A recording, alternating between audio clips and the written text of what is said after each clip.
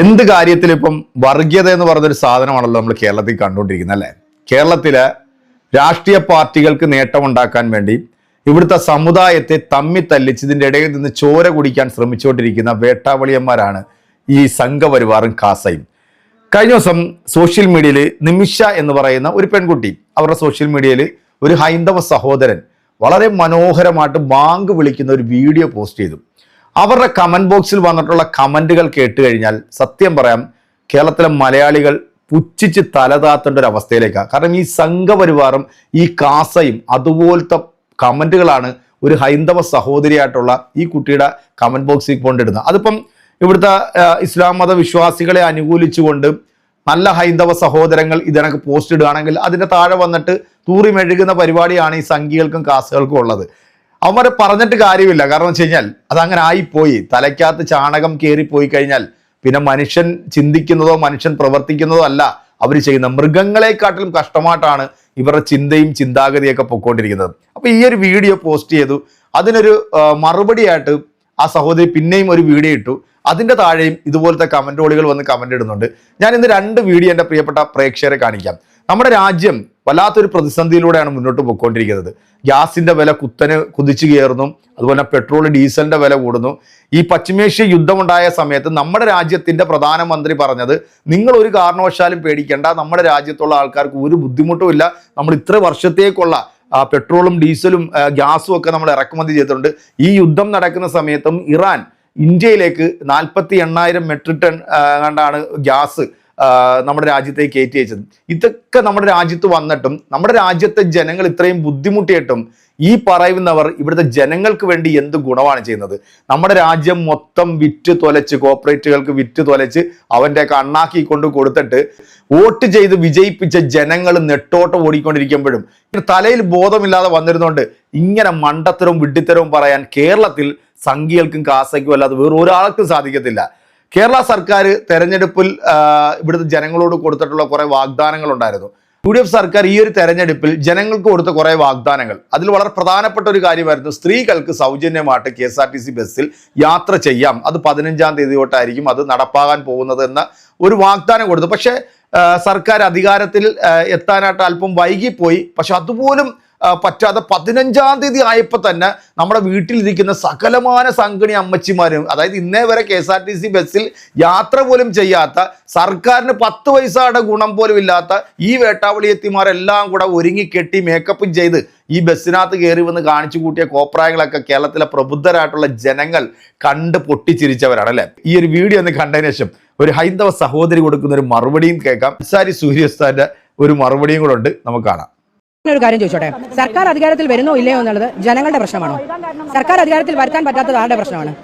ഇവർ മുന്നിട്ടിറങ്ങി, ഇവർ കച്ചകെട്ടി ഇറങ്ങിയതാണ്. ഇവർ തമ്മിലൊരു എന്താ പറയുന്നത്, ഒരു ഡീഡ് ഉണ്ടായിരുന്നു. ലൈക്ക് കഴിഞ്ഞ 10 വർഷം ഞങ്ങൾ ഭരിച്ചില്ലേ, ഇനി 10 വർഷം നിങ്ങൾ ഭരിച്ചു, അല്ലെങ്കിൽ 5 വർഷം നിങ്ങൾ ഭരിക്കൂ എന്ന്. പാവപ്പെട്ടവരായിട്ടുള്ള സ്ത്രീകൾ, ദിവസക്കൂലിക്ക് പോകുന്നവർ, ഉദ്യോഗസ്ഥർ, പെൺകുട്ടികൾ, വൃദ്ധകൾ, വനിതകൾ, ഇവർക്ക് എല്ലാവർക്കും KSRTC സൗജന്യ യാത്ര കൊടുക്കും എന്ന് പറഞ്ഞപ്പോൾ അവർക്കറിയാം എത്രത്തോളം വനിതകളാണ് KSRTC ബസ് യൂസ് ചെയ്യുന്നതെന്ന്. BJP ചേച്ചിമാരെ ഇറങ്ങിയ പൊടിയും പിടിച്ച് ബസ് കാശ് കിട്ടിയില്ല, ഫ്രീ ആയിട്ട് ബസ് കാശ്. അന്നേരം പൊടിയും പിടിച്ചിരിക്കണേ. ഇന്നത്തെ ഡേറ്റിൽ തന്നെ അവർക്ക് ടിക്കറ്റ് ഇല്ലാണ്ട് യാത്ര ചെയ്യണം. നിങ്ങൾക്ക് എവിടെയാ? നിങ്ങൾക്ക് ഒരു സ്ഥലത്തും യാത്ര ചെയ്യാനില്ല. നിങ്ങളിത് പ്രതിഷേധം ഉണ്ടാക്കാനായിട്ട് കൊടിയും പിടിച്ച് വന്നേക്കണെയാണ്. മനസ്സിലായ? BJPക്ക് ഇത്രയും പിന്നെ സ്ത്രീകളോ ഈ അലമ്പുണ്ടാക്കാനായിട്ട്, ഈ അലമ്പ് സ്ത്രീകള് പറഞ്ഞിട്ടേ. നിങ്ങളൊന്ന് ജോലിക്കൊന്നും പോയിട്ടില്ലേ? ഇനി ഇങ്ങനെ റോട്ടിലിരുന്നിട്ടും ബസ്സിലിരുന്ന് സമരം ചെയ്യാനാണോ? നിങ്ങൾക്ക് അപ്പൊ ഒരു ദിവസത്തെ കൂലി എത്രയാണ്? 1200 അത് 1500 ഒരാൾക്ക്? ഒന്ന് പറയണേട്ടാ, ആരെങ്കിലും ഒന്ന് പറയണേട്ടാ. നാണമില്ലല്ല. മന്ത്രി ഇന്നലെ ആയത്. ആ മന്ത്രി ഒന്ന് കസേരയിൽ ഇരിക്കട്ടെ, എന്നിട്ടൊക്കെ ഒരു പാസ്സാക്കട്ടെ ഇത്. എന്നിട്ട് വേണ്ടേ എല്ലാവർക്കും ടിക്കറ്റ് ഫ്രീ ആയിട്ട് തരാനായിട്ട്.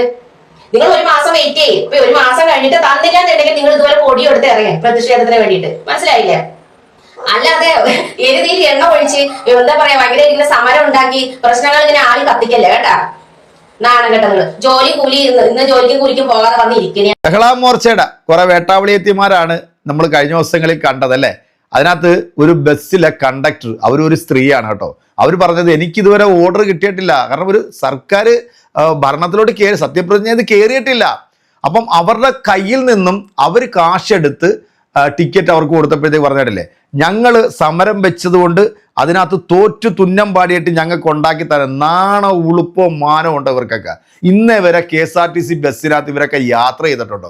ഈ സർക്കാരിന് 10 പൈസയുടെ ഗുണം ഇവരുണ്ടാക്കി കൊടുത്തിട്ടുണ്ട്. ആദ്യം നീയൊക്കെ സമരം ചെയ്യേണ്ടത് മോദിജിക്കെതിരെയാണ്. പെട്രോളിന്റെ വില കുറക്കൂ, ഗ്യാസിന്റെ വില കുറക്കൂ. ഇതൊന്നും അവർക്കൊരു പ്രശ്നമല്ല. ആരെങ്കിലും എന്തെങ്കിലും അപ്പക്കഷ്ണം കൊടുത്താൽ, അല്ലെങ്കിൽ കുറച്ച് സാരി കൊടുത്താൽ, കുറച്ച് തിന്നാൻ എന്തെങ്കിലും കൊടുത്താൽ ഉടനെ സാരിയും വാരി കെട്ടി ഇതെല്ലാം കൂടെ കൂടും കൂടെ എടുത്തോണ്ട് നേരെ സമരം ചെയ്യാൻ വേണ്ടി വരും. നാണമുണ്ടോ?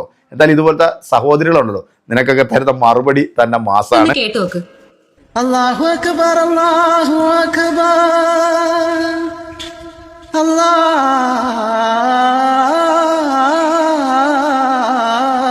അക്ബർ. ഒരു വീഡിയോയുടെ അടി വന്ന കമന്റാണ് ഹിന്ദുക്കൾ ഇതുപോലെ മുസ്ലിങ്ങളുടെ പാട്ട് പാടുമോ എന്നുള്ളത്. അതിനുള്ള ഒരു മറുപടിയാണ് ഇത്. മനുഷ്യനെ മനുഷ്യനായിട്ട് കണ്ടാൽ മതി, നമുക്ക് ഈ സമൂഹത്തിൽ സന്തോഷത്തോടെയും സമാധാനത്തോടെയും ജീവിക്കാൻ പറ്റും. എന്തായാലും ആ കുറി തൊട്ട് ബാങ്ക് വിളിച്ച ആ ചേട്ടന് ഞാൻ ഒരു നിമിഷമോടെ അങ്ങനെയൊക്കെ ചോദിക്കുന്ന ആളുകൾ നമ്മുടെ നാടും നമ്മുടെ നാടിന്റെ പൈതൃകം അറിയാത്ത ആളുകളാണ്.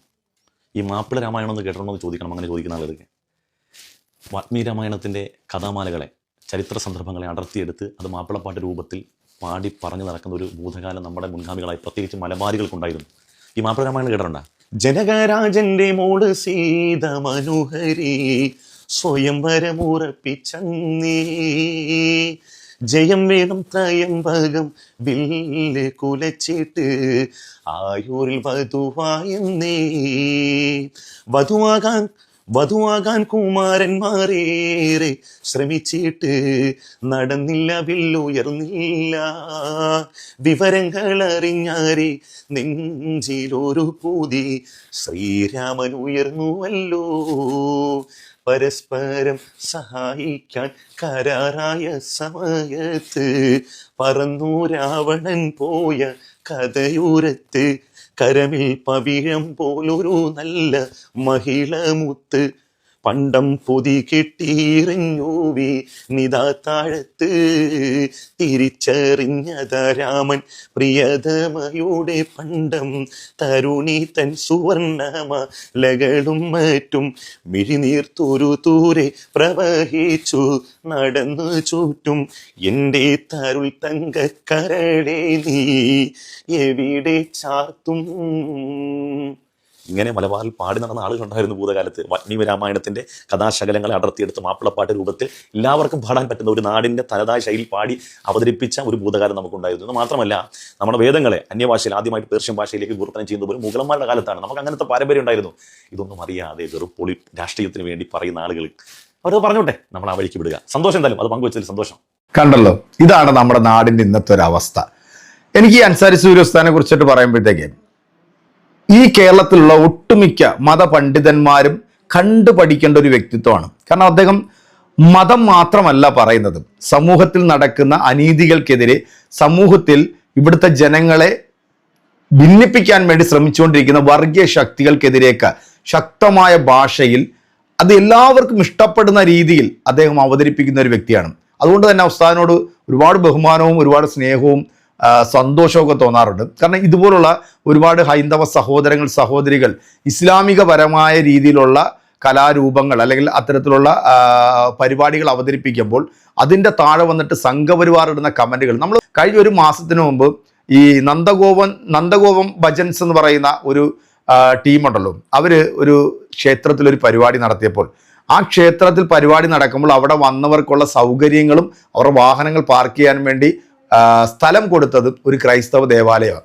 അപ്പോൾ അവർക്ക് വേണ്ടി സന്തോഷത്തിൽ അദ്ദേഹം ഒരു പാട്ട് പാടിയപ്പോൾ കേരളത്തിലെ സകലമാന വർഗീയവാദികളും മുറഞ്ഞു തുള്ളി. ഇവിടുത്തെ ജനങ്ങൾ കണ്ടുകൊണ്ടിരിക്കുക. ഇവിടുത്തെ സ്കൂളുകളിലൊക്കെ മുസ്ലിം കുട്ടികൾ ഭരതനാട്യം അല്ലെങ്കിൽ അതുപോലത്തെ ഈ ഹിന്ദു കുട്ടികൾ മാത്രം അവതരിപ്പിച്ചുകൊണ്ടിരുന്ന കലാരൂപങ്ങൾ അവർ ചെയ്തപ്പോഴത്തേക്ക് ഇവിടെ അതിനെയും പരിഹസിച്ചും അതിനെയും അപഹസിച്ചുകൊണ്ട് വന്നതും ഇവിടുത്തെ ഈ വർഗീയ ശക്തികൾ തന്നെയാണ്. അതിന് ഏത് മതത്തിൽപ്പെട്ടവരാണെങ്കിലും കൊള്ളാം, ഇത് ദൈവത്തിൻ്റെ സ്വന്തം നാടാണ്, ഈ നാട്ടിൽ ഇങ്ങനെയൊക്കെ നടക്കും, ഇങ്ങനെയൊക്കെ നടക്കൂ, നീയൊക്കെ ഇനി എന്തൊക്കെ തലകുത്തി കാണിച്ചാലും ഞങ്ങൾ ഒരുമിച്ച് നിന്നുകൊണ്ട് ഇതുപോലെ ഇങ്ങനെ മുന്നോട്ട് പൊയ്ക്കൊണ്ടിരിക്കും, നിന്നെയൊക്കെ ചെറുത്തോണ്ടേയിരിക്കും. എൻ്റെ പ്രിയപ്പെട്ട പ്രേക്ഷകരെ, ഈ വീഡിയോയ്ക്കുള്ള മറുപടി നിങ്ങൾ കൊടുക്കുക. അടുത്തൊരു വീഡിയോ നമുക്ക് വീണ്ടും കാണാം. അതുപോലെ എല്ലാവർക്കും